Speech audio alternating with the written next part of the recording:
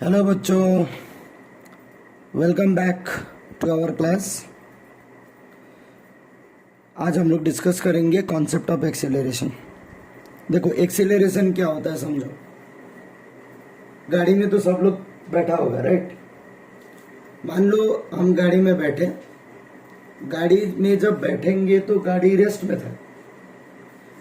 जैसे ही ड्राइवर गाड़ी को स्टार्ट करेगा तो उसके पांव के पास में एक लीवर होता है जिसको हम बोलते हैं एक्सीलरेटर। जब उसके ऊपर पांव देता है तो गाड़ी का स्पीड जो है वो स्लोली इंक्रीज होने लगता है।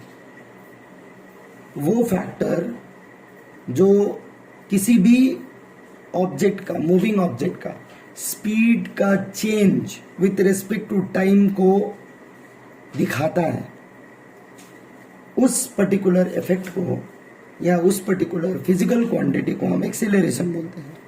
Like rate of change of velocity is acceleration. मतलब वेलोसिटी का change with respect to time is acceleration. इससे पता चलता है कि बॉडी का जो स्पीड है या वेलोसिटी है कितना फास्ट चेंज हो रहा है। बॉडी का वेलोसिटी जितना फास्ट चेंज होगा हम बोलेंगे बॉडी उतना ही ज्यादा एक्सेलरेट हो रहा है।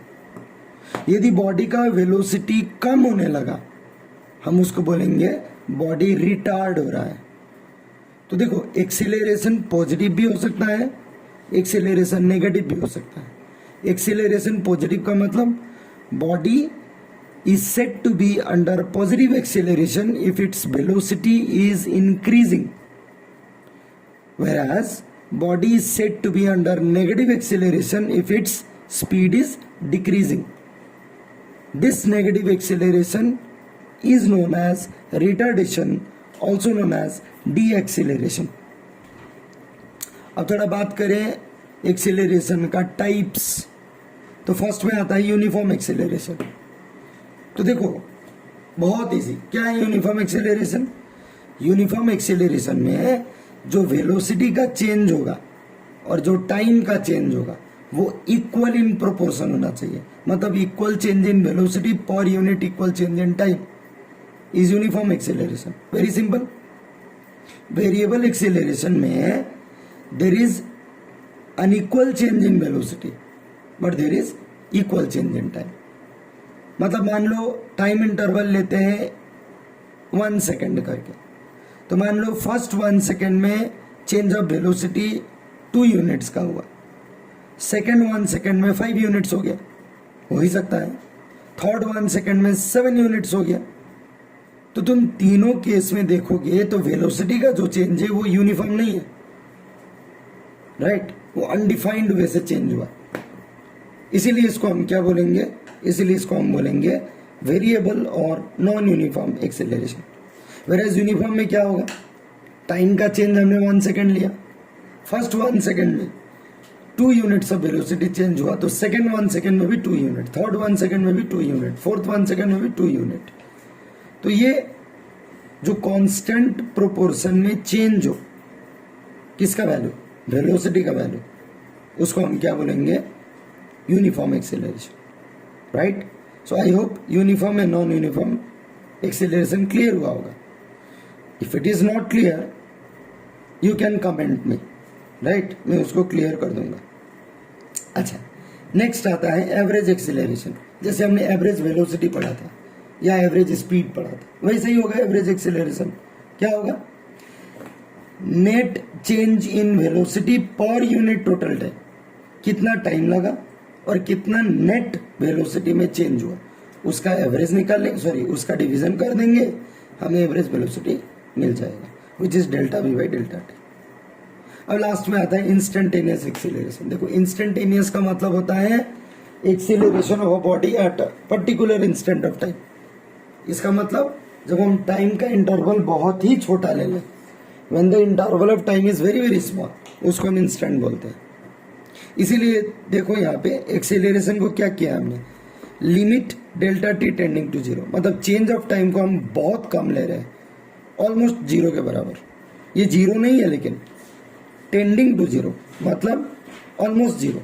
तो पकड़ लेते हैं टाइम का, टाइम हम लोग कितना ले लेंगे, मे बी 1 सेकेंड। 1 सेकेंड का क्या कीमत है बताओ, 1 सेकेंड इज ऑलमोस्ट जीरो। मान लो मुझे कहीं पे किसी ने बुलाया एग्जैक्टली 5 बजे आपको आना है और मैं 5:01 में पहुंचा, तो बताओ मुझे क्या बोला जाएगा, लेट बोला जाएगा? तो आंसर इज नो, नहीं बोला जाएगा। क्यों? क्योंकि उस टाइम के लिए 1 सेकेंड इज ऑलमोस्ट नेग्लिजिबल। हाँ, यदि उसी जगह में 5:05 में मैं पहुंचा तो मुझे लेट बोला जाएगा, यू आर 5 मिनट्स लेट। क्यों?